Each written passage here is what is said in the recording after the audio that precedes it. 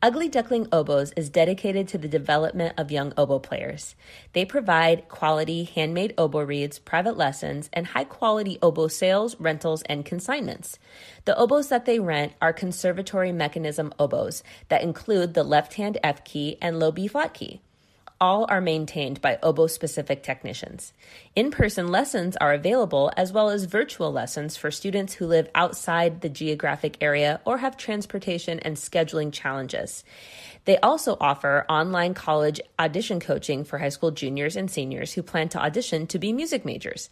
Visit uglyducklingoboes.com for more details on how you can set up yourself for success and sign up for their newsletter. That's uglyducklingoboes.com. Consider buying your processed oboe and bassoon cane from those friendly folks over at Barton Cane. Processed with care and precision for your everyday reed-making needs. Take the pain and injury out of reed-making by letting Barton Cane do the hard, repetitive, boring stuff. Free up time for practicing, happy hours, hikes, baking, and spending time with friends and family. Barton Cane, here for you. Visit www.bartoncane.com. Hi, I'm Galit Kaunitz. And I'm Jackie Wilson. And you're listening to Double Reed Dish, a podcast for oboists, bassoonists, and the people who love them.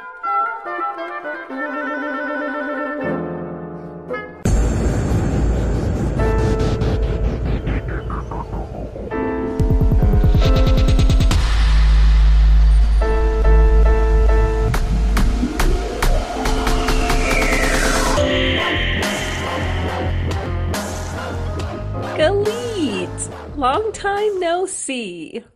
Well, don't you look rested and rejuvenated? I just got back from a weekend in Spokane, which if you're not from Washington is literally like 90 minutes away. But it's where Chris and I started dating. Because being back at WSU is obvious. I've talked about it's where I'm from, but it's also I did my undergrad at Eastern Washington University, which is where Chris and I met. And I was a live-in nanny to my bassoon teacher for 3 years, which maybe we'll get into that sometime. But so Spokane's like our own stopping grounds, and that's where we like fell in love and got engaged. And so Spokane holds a special place in our heart. And it's Chris is turning 40 tomorrow, actually on Valentine's Day. And it was like he laughs at me when I say it's his dream, but it was his like birthday wish to eat this type of steak that's called a tomahawk steak. And I don't really know what makes it so great. I know it's big and like it has a big bone, and I think it's 2 types of steaks at the same time. I don't know. Someone is screaming at the podcast right now, the correct answer, but it was like he's seen it online on all these like steak Instagrams. I don't know. And he wanted to try it. And the last time we went, it was not there. So anyway, he got to try it. Sorry to all the vegetarian listeners. And that's what we did. But it was actually really rejuvenating. And I had a great practice session this morning. And yeah, it's just been a good way to start the week. Not trying to brag. That sounds wonderful. I'm happy for you, and happy birthday, Chris. So what's on the docket today for our dish topic, girl? Well, I felt inspired because I was thinking about something for next year. And I don't know about you, but at WSU, we have to kind of think about the recitals that we want to schedule around this time of the year because, you know, the ensemble directors start to figure out when next year's concerts are. And so it's around this time that you start to think about, okay, what is next year going to hold for me performing wise? And we've got a couple conference proposals out, or I do, and this and that. And I was kind of taking stock of my year, and I went, my year is full. Mm-hmm. Like, holy cow, somehow my 2023-2024 academic year is like pretty full.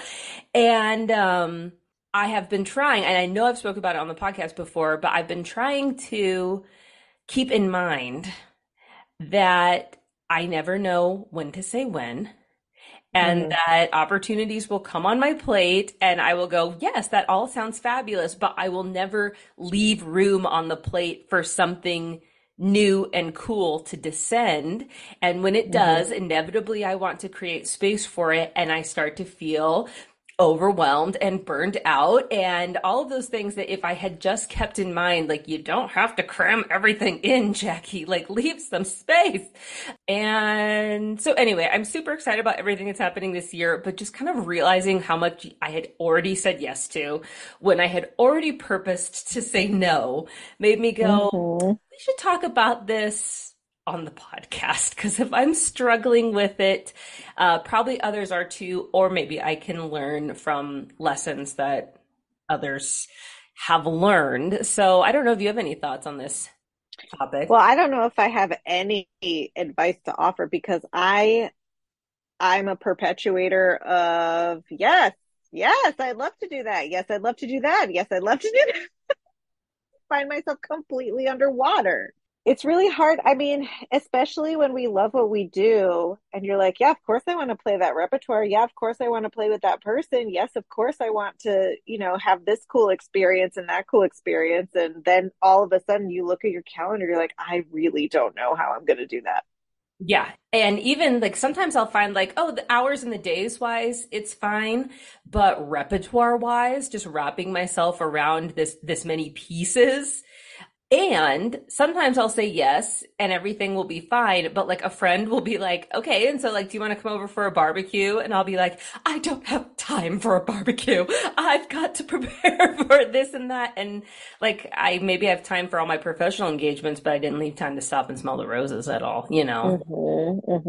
Yeah, I've got nothing. I've got nothing.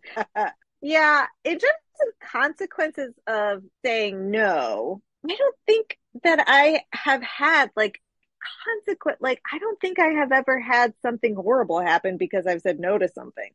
Well, no, I mean, that's essentially the lesson that we're talking about It's is all in our minds. yes. Like, no, people understand or they move on to the next. Okay, I'll just ask someone else. Like, Yeah. fine. But in the moment, it's like you feel guilty, you feel shameful, you feel ungrateful, you feel like you're taking something for granted that hmm because we all remember all too well when the phone wasn't ringing quite so much or when the year wasn't quite so full quite so soon, at least I do, you know. hmm And it's like cry me a river, you know. hmm At least that's how I feel a lot of times, and I don't think that's totally healthy. Oh, Like absolutely not. the opposite of saying no thank you is not necessarily entitlement, but I feel like we can tell ourselves that it is. And a lesson that I have learned, I guess this would be perfect to talk about right now, is instead of saying no, thank you, I like to say, I wish I could. Please ask me next time. That is a good one. Because, if you're just like, no, thank you, Pass. pass, that maybe isn't the best plan, but like, I It really wish gives I me could. the I hope you ick. ask me next time. That feels better. That feels better. That was fabulous advice. And you know how who else has tons of fabulous advice? Who? Our listeners. So Oh, them. Oh, right. Okay. we asked on Instagram about this phenomenon of saying no, and we got some fabulous responses that I would love to share for us to discuss. First comes from Jessica Finley Yang, who I absolutely love and adore. Hi, Jessica. When I was actively gigging in the Midwest, there were three C's I considered when taking a gig: the caliber of the group, the compensation, and the commute. If two of the three categories were adequate, I usually said yes. Now that I'm a few years older, I've added a few more C's: the colleagues and acquiring childcare. I started hmm doing this system after a harrowing 5.5 hour drive that started after one concert ended at 5 p.m. to attend a morning rehearsal the next day in a different city. 10 Never p.m. again. Uh-oh. No, Jessica, no. No. Yes, it's time to say no. It's Well, time to it say sounds like hell no. you need your sleep. Oh my gosh, that does sound harrowing. And yes, I guess Hmm. some lessons you just have to learn the hard way. Like sometimes it seems like not that big of a deal until it's time to drive 6 hours at 10 p.m. No. Pass. That doesn't even get an I wish I could. No. Please ask me next. That's just a no. Right. Okay. From Kay. Definitely has been tricky. Being married to a non-musician has helped me find a balance of knowing I need to accept quality opportunities over the quantity of opportunities. Got to be home and enjoy time with family. Still extremely difficult though. This has changed for me too since COVID. Hmm. I feel so much more possessive of my family time and my time at home Hmm. because I really did thrive in quarantine. So is it worth it to do this gig? Maybe. Whereas before I would have said, yeah, I have to do that gig. Like maybe it's a maybe now, and I have to think about how much commuting that will take. And I actually have said no more this year to far out of town gigs that would have taken me back and forth multiple, Hmm. like 4 or 5 times in a week. Hmm. I have said no way more this year than I ever have in the past Yeah. just because I need to be home with my wife and my dog. Yeah. Well, and Kay brings up a great point of those non-music friends being so important in unpacking what we have normalized in terms Hmm. of some of the less healthy aspects of this career. Sometimes you just need someone on the outside to go, what? My friend Matthew is that for me. Sometimes he'll just be like, Mm. that is wacky. That's not normal. We're not doing that. Um, we had a guest speaker in a faculty meeting, and she talked about the importance of your no committee or having a cohort of people who you can basically bounce ideas off of, and they'll be like, no, that is not a good use of your time. And Hmm. Yeah, I love that. so, Christina, in responding to the difficulty of saying no, wisely says, short emails are easier than long emails. Half the time, I craft a long, guilt ridden explanation of why I'm saying no. Then I delete 90% of it to get it down to 3 sentences. Uh, yeah, just you don't need to explain. If you're declining an I would opportunity, say, it's yeah, okay. most of the time you shouldn't. Most of the time you should not. Yeah, you don't have to justify. No. No. We're here hypocritically empowering you to not justify. And we're practicing. No, no, no. No, we're not doing that. Dylan says, for many years, I said yes to as many gigs and opportunities as possible that came my way, so much so that it meant I couldn't dedicate enough undivided attention, which then turned into a series of guilt and angst-ridden weeks or months. Learning how to be at peace with myself for turning down a gig was tough, but absolutely critical for my own wellness. It enables me to explore other projects and gigs that feel more fulfilling than chasing pavement. It also meant that I could step back and support my colleagues and their own endeavors as well. Yeah, well Yeah, said. well said. Absolutely. And it leaves space for other people to have opportunities too. Yes, I completely agree. Yeah. And I'm sorry, Dylan, we're not laughing at you. I just said the same sentence like 8 times because I kept messing it She up. really did. And then she kept coming back and saying, "Yes, I I really completely agree." agree. Yes, I really agree. That's a little peek behind the curtain of post-production. I wish you would have left all that in. That was funny. Gosh. But speaking of production, as we wrap things up and head to our interview with Viola Wilsen, you will not hear my voice in this interview. And that is because we taped this during finals week, and I woke up to a beautiful blanket of several inches of snow in the Pacific Northwest. And she's in Europe, obviously, so it had to be very early. And there had been this like public safety thing. No, not the one that's been in the media. And I tried to go to work and it was like 8 miles an hour. And then every exit I tried to take was closed. And I just called Khalid and I said, it's not happening. Can you do this by yourself? And she said, sure. So I missed out. We don't like to do that, but this was such like an extenuating circumstance. She tried real hard. She was in that car. How far normally? Like a 10-minute drive, and it took you like 45 minutes. Yeah, it's like a 7 minute drive, and I would have been late, late, late, late. And on the other side of the interview was a final, so we couldn't push it back. But anyway, I'm so grateful to the two of you for being flexible. And yeah, we don't like to do it. It's the only time in the history of the podcast we've ever done it. Mm-hmm.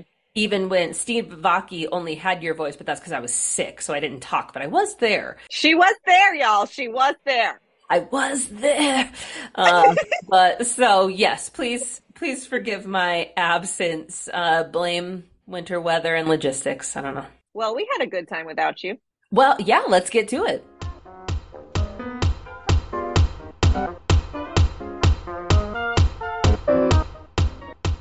Chemical City Double Reeds is a full-service double reed shop specializing in the sale of instruments, cane, accessories, and sheet music. Double Reed Dish listeners can enjoy free shipping with code DRDISH. Visit them in Baton Rouge, Louisiana, or online at www.chemicalcityreeds.com. Hey, oboists! Have you ever found it difficult to sort out when and how to find a new oboe or English horn? Oboe Chicago streamlines the process, providing personal and professional consultation and a large selection of lovely instruments. The process feels comfortable and thorough.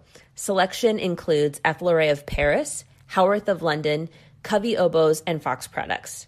For a current listing of Oboe Chicago's selection, please visit www.oboechicago.com.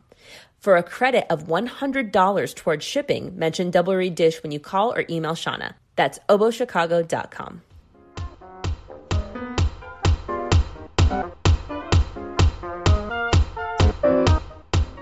We are over the moon excited to welcome to the podcast Viola Wilsen, principal oboe of the Deutsches Sinfonie-Orchester Berlin and professor of oboe at the Hanns Eisler Conservatory?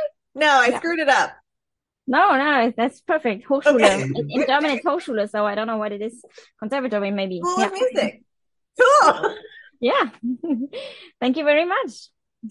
So we usually start the interview by asking how you got started with the oboe, but I would maybe like to skip that step a little bit and let's talk about more recent stuff. So I would like to actually start with when did you know that you were going to be a professional musician?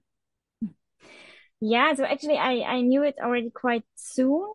I remember when I was 16, something that I already decided definitely I'm going to be a musician. But actually I started with several different instruments. So first I started with piano and then trumpet and then I played violin. And then quite late, with 12, I found the oboe. And I wasn't sure what exactly to do, but I really knew that I really wanted to be a musician. So that was maybe when I was 16. Yeah. And then I really focused on the oboe. I decided, and I focused on the oboe and, really tried to work hard for this goal to reach it. Yeah. Would you talk us through your education and your training and how you got to where you are today? Yes. Yeah. So I started in Lübeck, Conservatory of Lübeck with Dieter Jonas, which was quite far from my place, but still in Germany, so where I was born. And there I did a diploma, so I spent there 4 years. And then I went 1 year with an Erasmus to Jacques to Paris, to the Conservatoire CNSM, and had there lessons with Jacques and also a little bit with David Walter. And then afterwards, I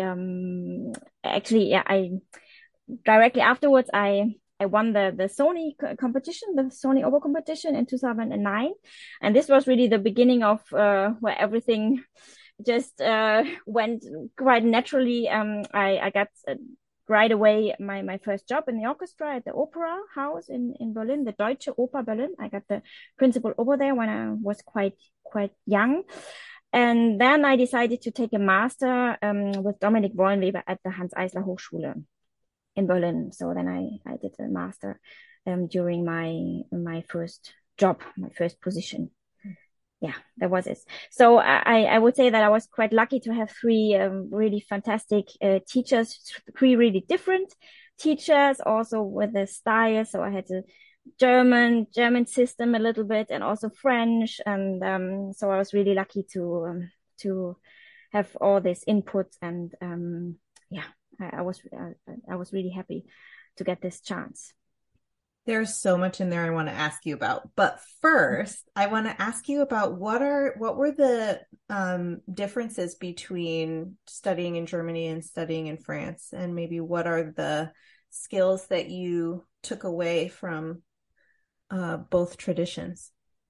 Yeah, so it's hard to say. The traditions, of course, there are still differences, but I think it's mixing a lot, or it started mixing a lot in the last years, which is good, I think. And it's, of course, it's very individual, and it depended a lot on the teacher. So I wouldn't say that Dieter Jonas, my first teacher in Germany, has a very German way to play. But and of course Jacques Tis, yeah, it's totally different, but I don't know if it's the French French way exactly, but it's just that I learned so many things from him, and of course from Jacques I learned a lot about oboe technique, but also a lot about flexibility and all this French style. Of course I did a lot of couperin and all this French music. So that was just great. And afterwards with Dominik Wollenweber, we did a lot for orchestra. Yeah, he really prepared me for the auditions in orchestra. And there I thought, okay, now I have a little bit of the German sound and what we call it. I don't know what it is exactly, but what people say, okay, this is German style or German sound. Yeah. Mm-hmm. So that was it. Okay, so I need to ask you about the Sony oboe competition, because that is such a huge international competition, and I want to hear about your experience preparing for, competing, and placing first. Yeah, of course. So I did a lot of competitions, and I started quite early with all these competitions. So yeah, I think with 16, I spent 1 year in Britain and in Great Britain, and there I did also a competition, also with piano, with and oboe, and I was just used to this competition all the time. Yeah, and I was also used to giving a lot of concerts. So this performance, I think this was also a positive side of my education. Yeah, I experienced a lot on the stage. Yeah, and I did a lot of competitions. And for Sony, I just focused very much. I focused very much, and it's always a good experience and a good yeah, it's just a good goal you have to practice and to prepare perfectly this huge program. Yeah. But of course it's also luck. Yeah, you also need a little bit of luck. Yeah. And so I had luck at this moment. But I also had some, I did a lot of competitions, and not every competition I won.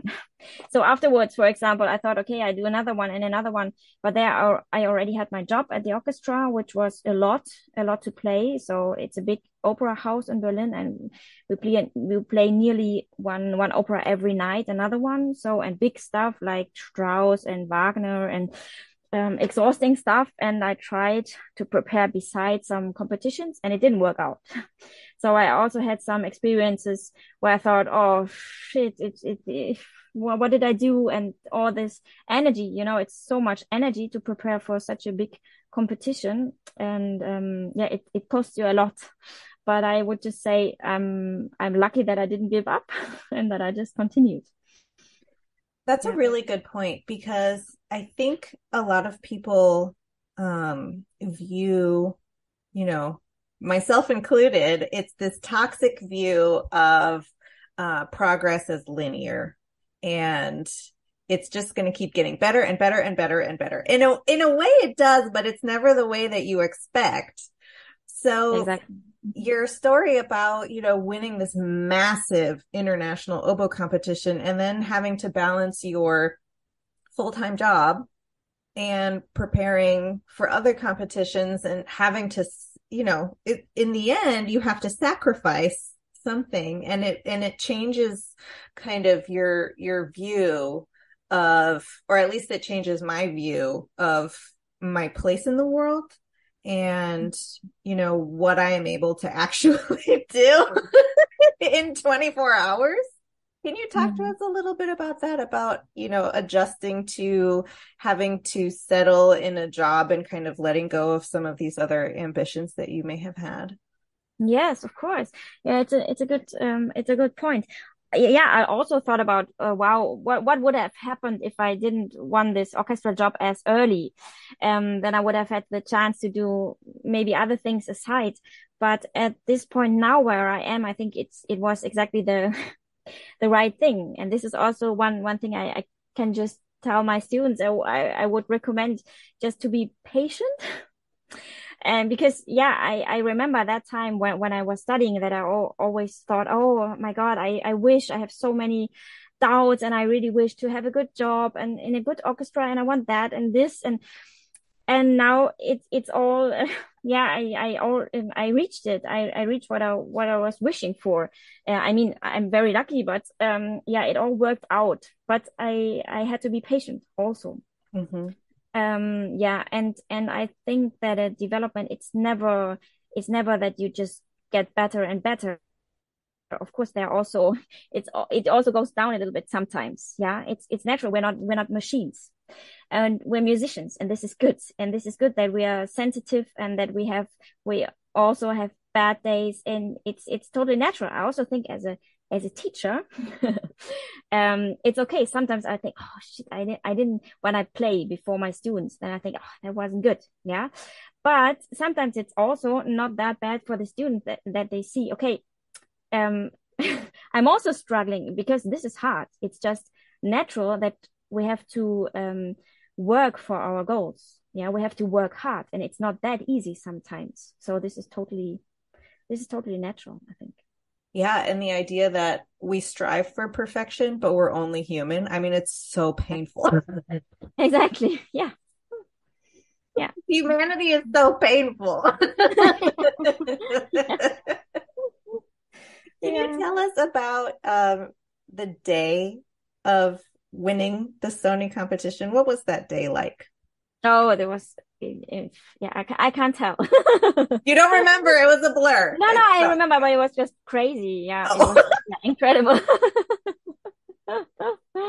Yeah, I was over the moon. Of course, I was super happy. What was the repertoire? I played Martino concerto in the final. Yeah, and before I played Strauss, so it was quite a tricky one. I just remember, yeah, playing Couperin and Schumann and Berio, of course, and yeah, Strauss concerto, and at the end it was Martino with the orchestra. It was really nice. Yeah. I would love to hear more about the details of your preparation process because that is an insane program. So how did you put all that together? Yeah, of course, it's important that you start early.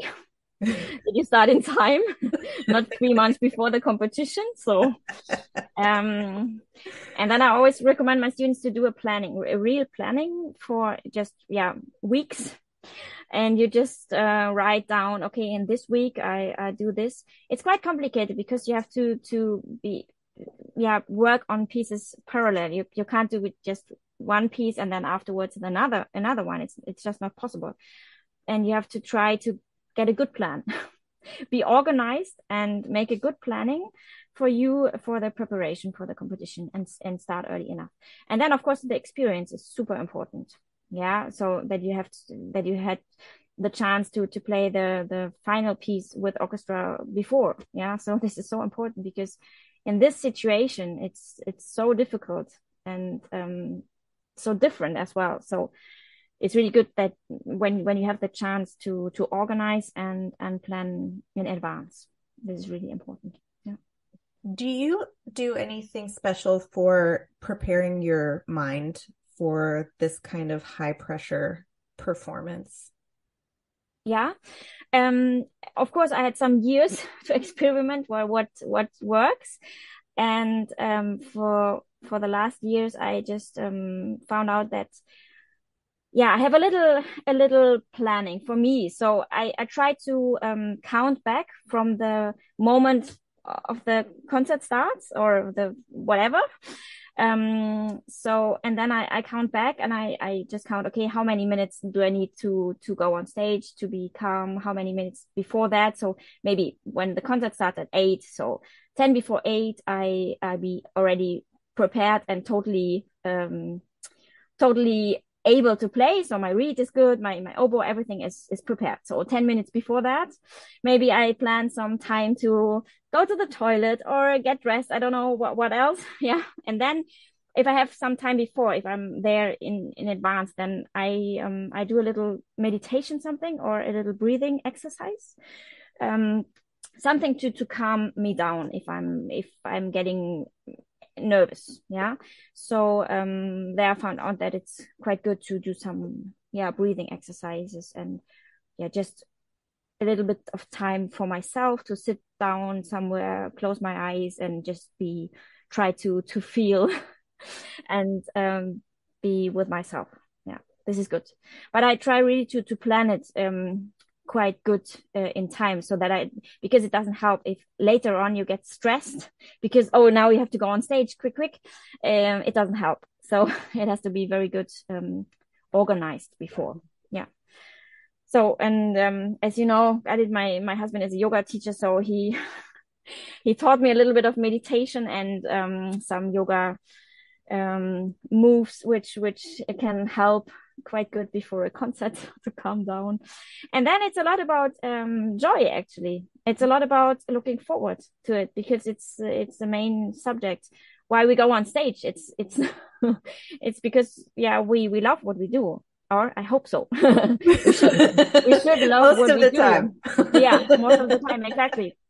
And then of course in the last minutes we just should think of, okay, great, finally. I mean, often it's that we prepare a concert for a very, very long period. And then finally it comes to the point where we can play. And then, it's just joy, or a lot of joy. It should be. It should be. Yeah. Do you practice that joyfulness when you're preparing for a recital or a performance? Do you incorporate that into your practice sessions?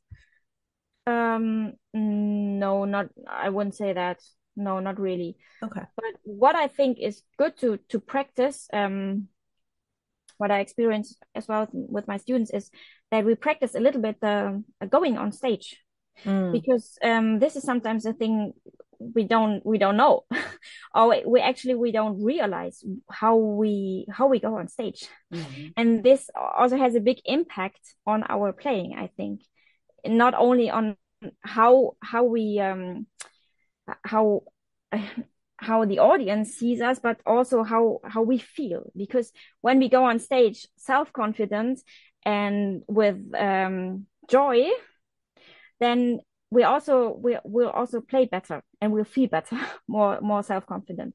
But if we think before, I don't know, I didn't practice enough maybe, and I'm not sure, I'm scared, then it's not only the audience which will notice, but it's also that we ourselves don't feel that good. Yeah. So, and this is a thing we can practice, I think. And it's important to practice going on stage and feeling comfortable, feeling well, just speaking about a few things. For example, how if we look at the audience directly. For me, for example, it's difficult to look in the eyes of the audience, because then sometimes I think she looks weird. What is she thinking? So for me, it's better just to look over the audience, yeah,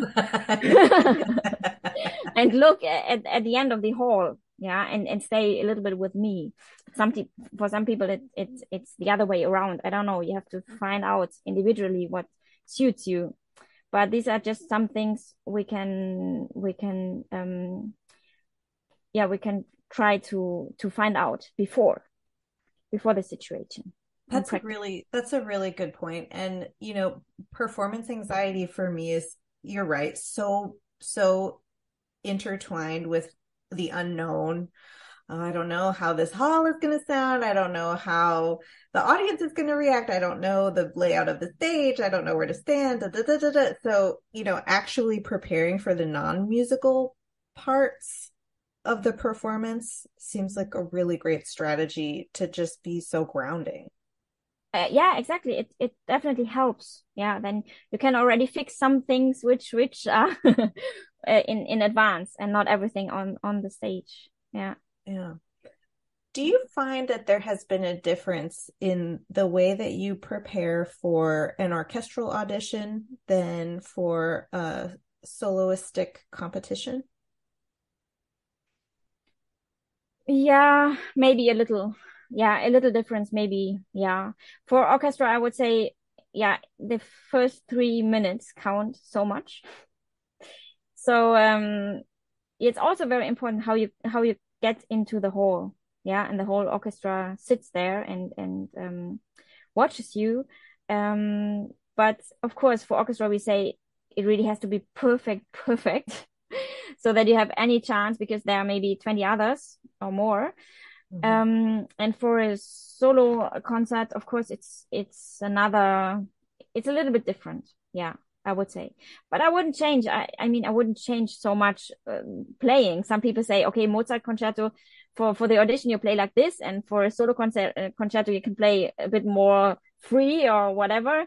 I wouldn't say this. No, it has to be authentic, of course. You have to be authentic also in an orchestra audition. And also, yeah, you can't change. You can't think, okay, for this orchestra, maybe they want this. And for the other one, I change a little bit and I play more dark or more this, or whatever. No, I would say just be yourself, because they will also notice if you play authentic or not. Yeah, it's like the same when you like meet a new person and you're thinking, is this person just saying what I want them to, what they think I want to hear, or is this what they really think? Yeah, that's true. Yeah, I think you'll notice, right? Yeah, 1,000%. Oh. So let's switch gears a little bit and talk about your teaching. You are, it seems, a very passionate teacher, and I would like to hear more about your pedagogical style and what you think is important for students to learn before they get out into the real world of performing and teaching. Yes. Yeah, of course. So first of all, of course, we have this technical basics that we all need. And I think it's quite a big goal already in oboe playing, because it's quite hard just to reach this, to have the stability and the flexibility, the freedom, then just to have a good basis of everything, a round sound, homogeneous, good intonation, flexible playing, feeling comfortable with it, don't be too stiff and too much under pressure. So it's already a lot to work on. But beside that, I think it's very important for students in our time to get a education through all the styles and all the different musicology. So I always try to let them play, of course, a lot of Baroque things in a historical informed way, then new music, which is also a very good exercise. So I try that they have just the chance to learn from everything, from every style, and be very good prepared for later for their job. Yeah. Because it gets more and more important in these times, I think. Yeah, to have a different, to have a big range just of different articulations, different colors, different, that they really know how to play different styles. Yeah, we can't play everything everything the same in the same way. So we have to make a big difference between the styles, and this is important for them to learn how we play a French Baroque and the Italian Baroque, and of course all this new music techniques. It's important for everyone to just have an idea. Are there any favorite pieces or etude books that you like to assign to learn those different skills? Generally, I think that it's we can also learn a lot from repertoire by just playing our standard repertoire or new unknown repertoire, but we can learn a lot from this, and we can just make an exercise out of everything nearly. Yeah, when you just play it slowly or in another articulation, when you have articulation problems, then just play it legato and try to have a very good combination with your fingers. And legato it's a very hard thing you can work on very long. Yeah, and intonation and for the position, for example, we always have some troubles in finding a good position for the high register, so we can work on all this with the repertoire actually. But usually I try to, with my bachelor students, we try to make some scales and some Jettel, it's a saxophone studies, Jettel. I don't know it. Oh, okay. I'm going to go buy it immediately. Okay. It's just scales and different intervals with different articulations. Cool. So it's a good basis. Just the saxophone players, they play it all the time. Cool. I'm writing it down. It's a technique thing. And then of course you can do some etudes like Ferling or Gillet or whatever, of course. So this is also a good thing, but it's not necessary. I think it's not necessary, or I decided individually. For some people it's good to have this. For some people they just don't like it. They just don't do it. And then we have to find other ways. Then they have to work on Mozart for 10 lessons and do it all with Mozart. So it doesn't. Right. It's the same stuff, but just whatever they are planning on bringing. Exactly. Yeah. I'm laughing, but I'm also crying. Yeah. Okay. That's a good tip about the Jettel saxophone book. I'm going to go find it. Okay, great. Yeah. Cool. So you are one of these very special musicians who has a solo career, a teaching career, an orchestral career, and a recording career. How do you do that? How do you balance all of that? Yeah, good question. Actually, yeah. So I think I worked a lot. Since I was quite young, because I really wanted to do this. I was so passionate about it, and I just love to do music, and so I did nothing else. So this is my thing. It's always, my husband always laughs at me because I didn't do anything else, just music. Yeah. So that's it. So this is one thing. I work really hard, of course. But I'm also, I would say that I'm quite efficient in what I'm doing. I'm not practicing a lot. I mean, I used to practice, of course, but at the moment, it's quite hard to find time to practice. But if you once practiced and had a good education, I think it works okay. Yeah, I would say. Yeah, but of course it's always hard. It's always hard to find a good balance. Yeah. So now I'm doing half time. I'm doing half time my orchestra and half the professorship. And of course I have my solo things beside, and I have my family. Yeah, which is quite a lot. Yeah. But it's great. It's great to have some other thoughts and yeah, to have some different things in life. Yeah, now finally. Your husband makes fun of you and my wife makes fun of me because I also don't do anything else. Really?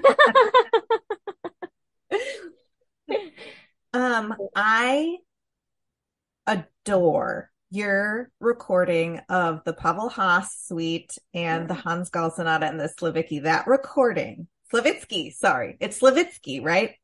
Yeah, I think so. Yeah. Thank you. Thank you so much. Stunning. It's absolutely stunning. How do you find projects? Like, what are your criteria for finding projects because obviously your time is extremely limited and valuable. So how do you prioritize, okay, these are the pieces that I'm going to record and these are the pieces that I'm going to put my energy in? Yeah. So with this it was just that I love this piece, the Pavel Haas suite. It's just it is probably the best piece that we have. Yeah. And I was just so deeply touched emotionally by this piece, so that I thought, okay, also with my pianist, with Kimiko Imani, we thought, okay, we really want to get it on a disc. So that was the beginning of this project. And then we just thought, okay, which can suit this program and which is nice with it, which comes with it. And then we found the Gall and the Slavitsky, of course. And we put something beside. But I would say the heart of this disc is the Pavel Haas for us. Yeah. Are there any maybe lesser known oboe pieces that you wish people played more often? Yes, of course. There are a lot of oboe pieces. And I just in COVID times I did some research and I found really a lot of pieces. For example, from the balcony, from Balkan music. So Bulgarian and Romanian and this area. There I found a lot of pieces, great pieces. So for example, the Mihailovici, which is now also on the movie competition, which I was happy about it.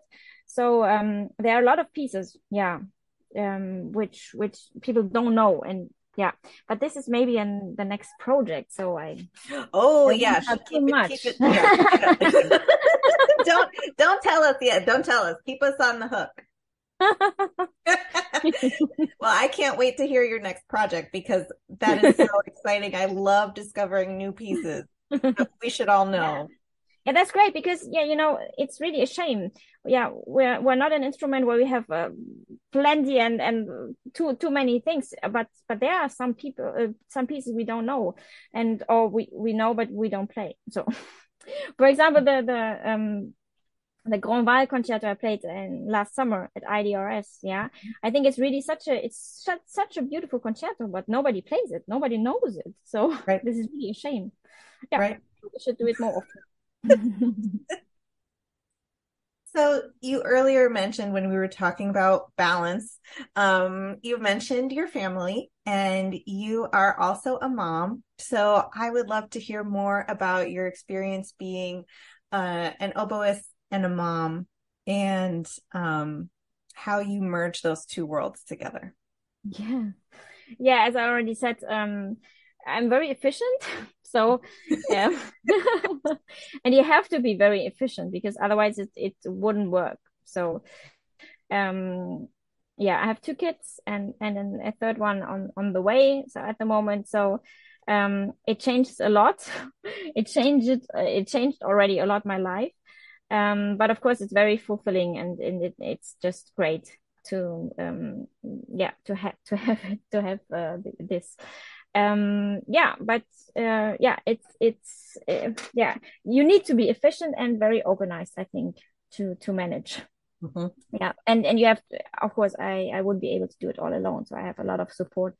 My husband is very often at home. He's a yoga teacher, so he's quite flexible and he cares a lot. Literally, with the kids. He's literally flexible. Yeah, because he's a yoga teacher. Yeah. Yeah, that's true. I'm sorry, that was terrible. Continue. Very flexible. Yeah, exactly. Go ahead. Sorry. I can't help myself. That was good. Yeah. And we also have my parents in the city, so that's great. The kids Mm-hmm. have their grandparents and they care a lot, and so they leave me all my free room, and it's great because every time I get a call or a request, can you do this or can you come to this festival? Then I'm always, oh, I don't know. And then my husband, yeah, let's go there. Yeah, that's fun. So this is quite good. That's fantastic. He sounds so supportive. Yeah, that's great. And it's important. Otherwise, I don't know how I would be able to manage or besides. Yeah. Mhm. I would love to talk about reeds, if that's okay. Yes, definitely. Do you make your own still, or Yes. you Yes. great? I do my reads, but I have a very good machine. I have Cool. the Swiss, the Bucher, the Markus Bucher machine since my first job. So already since 2010, I bought it and I'm very happy with it. And I do a lot of reads. Yeah, actually. I do a lot of reads and I think this is so important. Yeah, reads are very, very important. And I also have of course, well, through all these years, I have my technique, and I just, I think it's very important I work very much in advance. So Mhm. when I know that I have a big thing in 2 or 3 months, then I already prepare the reads for this and I put them aside. And, so I'm saving all the time. I'm saving reads all the time. And then I do new ones. And at the end, I see, okay, which one works for one of the new ones or the old one 3 months ago. So That's so I'm trying to organize reads very, very properly. Yeah. And it costs a lot of time, of course. I mean, yeah, as you said, my time, I'm quite efficient, but when I work something on the oboe, then it's mostly reads and less practicing. Yeah. Mhm. It's our life, unfortunately. It just takes so much time. It's so hard, but we need it. We just need good reads. It's so important. Yeah. What is your list of priorities? What makes a good read? Yeah, so I make them quite slowly. So I tie 2 times, for example. And then I leave them several days before I tie the second time, and then I leave them a little bit. And yeah, I mean I don't gouge because I don't have the time. I buy gouge and shaped cane and I just tie and put them in the machine, and afterwards I do a little bit with my knife Mhm. afterwards. Mhm. And I see. Yeah, but I do it quite slowly to let them time and a lot in advance. Yeah, of course. So that I don't get into stress and pressure right before the concert or days before the concert, because this would just cost me too much nerves. Yeah. How many reads would you feel comfortable having in your read case that work going into a major concert? Oh, I always take too much reads, too many reads. So Yeah. I have a read case with 50 reads, so I always have this with me. And then yeah, I mean this is crazy. You don't need 50 reads for a concert, but just in case, then I feel better. Just in Yeah. case the And first 49 break. yeah, exactly. You never know what happens to an oboe player, so you have to be prepared. No, but it's also yeah, yeah. Also, when you travel, you don't know. Yeah, it's just good. And a very good thing is I love old reads. Mm-hmm. So I really keep old reads when I have a very good read, a concert read, and I think, okay, now it's really dead. Then I keep it, and then maybe months later, it's gonna work one time, but only one time when I put it in water, and maybe this saves my life. Yeah, it's That's possible. So awesome. so I really keep good reads. I keep them. So they die, I mean, nearly, but then yeah, you can just, what is it? and then you get one last shot out Yeah, of it. yeah, sometimes. Yeah, yeah, you should try. I will. Yeah, I definitely do it. I mean, it's not for orchestra because then they are maybe not, they're too easy or too flexible. But for solo or chamber music, sometimes it's the best. They're the best. Exactly. Yeah. That's such a great tip. Totally gonna do that. So speaking of anything can happen, do you have any like crazy things that have ever happened to you on stage, or are you just so prepared all the time that it never happens because you have thought of everything? What a question. No, I just remember one. I mean, you see, I'm very good organized, huh? Hmm? No, I'm joking. Um, I just remember one time when I was a student in school and I was in a school in England. I had a competition there to prepare, and the director of the school sent me with a taxi to the repetition for this competition, which was quite far away and cost it cost a lot of money. And I sat in this taxi and I had forgotten my oboe. So this was really embarrassing. And then in the rehearsal, I sang with the pianist. And we were just talking about tempi and all this stuff, but I just sat there and I had forgotten my oboe. So this was really, really bad, really embarrassing for me. Yeah, maybe the most embarrassing situation. Yeah, It's yeah. so funny. But later on, I won the competition, so it was okay for the head of the school. So he was happy. Yeah. Did you say, I'm really sorry I forgot my oboe, but No, actually, I didn't tell him. I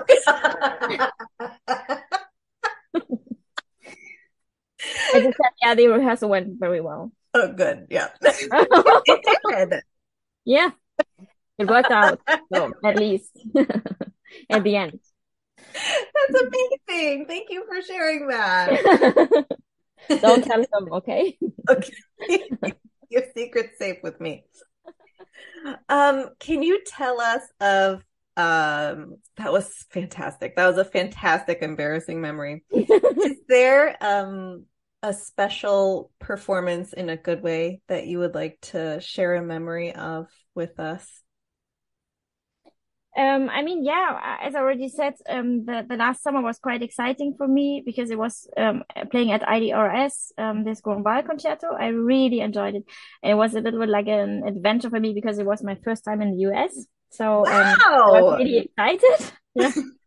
And just before that, I had some wonderful chamber concerts in Germany where I played a new piece by Kit Armstrong with Kit Armstrong together, a trio, which I can really recommend, Kanonische Sonate, Kit Armstrong and Franziska Hölscher. I played with them together. And these are very, very nice experiences, them both, especially because now I had to stop playing oboe because of my pregnancy. So these are the last, nearly the last concerts I had, which I remember, and which I really enjoyed a lot. Yeah, it was just, very much fun and nice atmosphere, and I really enjoyed it a lot. Yeah, that's wonderful. That's beautiful. Was it when you came to the US for the first time and it was in Boulder, Colorado, which is for us really high altitude. Was it for you also? Yeah. Oh. Yes, it was, and I was a bit scared before, so I took about 100 reeds with me. Yes. So, and at the end, an old reed worked really well. Amazing. Again. So yeah, I did a lot and I changed a lot and did different length and everything, strength and whatever. But at the end, I was quite happy with what I brought. Yeah, so it worked out. But I noticed in the breathing, so I had to take many more breathings than usually. So it was quite exhausting. Yeah, I noticed this for long phrasing. Yeah. Yeah. I know you're not playing right now, but are there any future projects that you're planning that you're excited about and would like to share with us? Yeah, actually, I was a bit I was a bit sad because I had to cancel so many concerts because of my pregnancy, and this was really a very exciting season actually at the moment. So I had a lot, many Strauss concertos to play, and one Williams concerto and Handel concerto, and one concert I was really happy and looking forward was with my own orchestra. So with the Deutsches Sinfonie-Orchester, I would have played Strauss concerto in the Berlin Phil. So this I had to cancel, unfortunately. But yeah, it was so sad. But it's very nice because I'll do it in the season afterwards, or in 2 years, I think. So I'm already looking forward to this. Will we be able to access it on the internet? I don't know. I'm pretty sure it will be broadcasted in the radio, in German radio, but I don't know in the internet. I don't know. Okay, well, I'll do my research. I'll find out. Yeah. Yeah.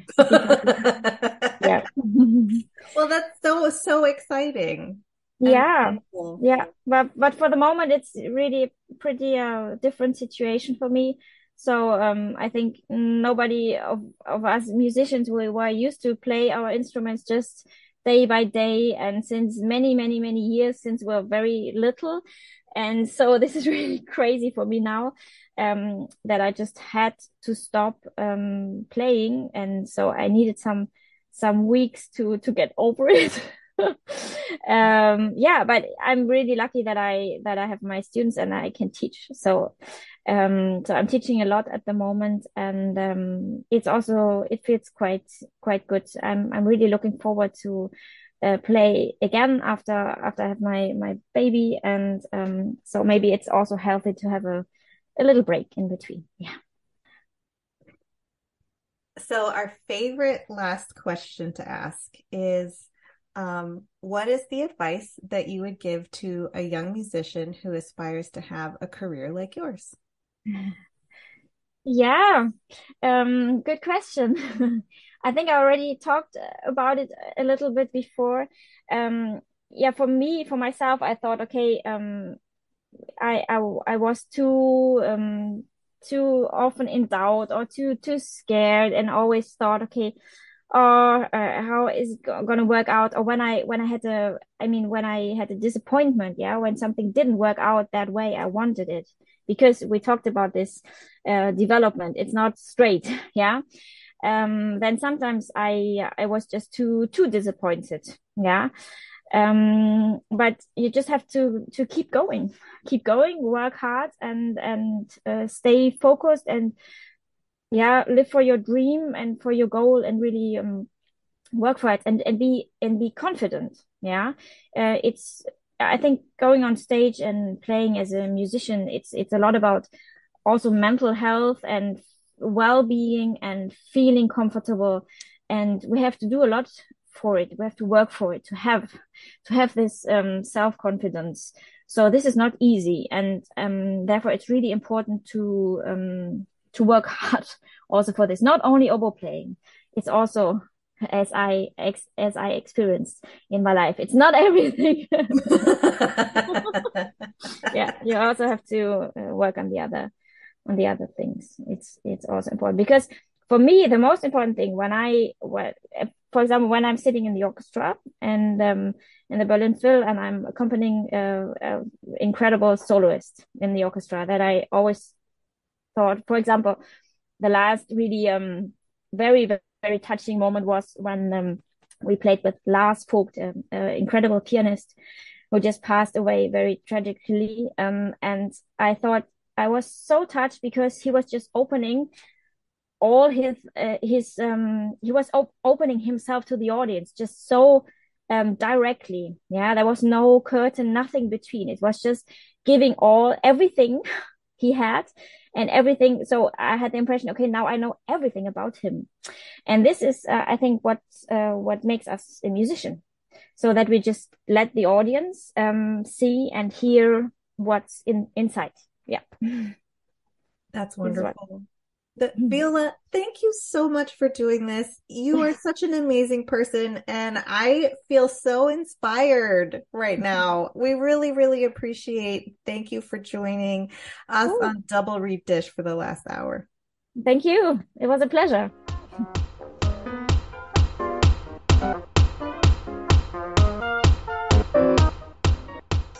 Oh my goodness. Well, we know you loved that interview with Viola Wilsen, and I guess I'm doing this now. You can follow us on all the social media, Facebook, Instagram, listen to us on SoundCloud, iTunes, Spotify, YouTube, Like and review, rate and like review. and review. We haven't gotten a new review in quite a while on iTunes, so we would love to, if you wanted to boost our confidence, please feel free.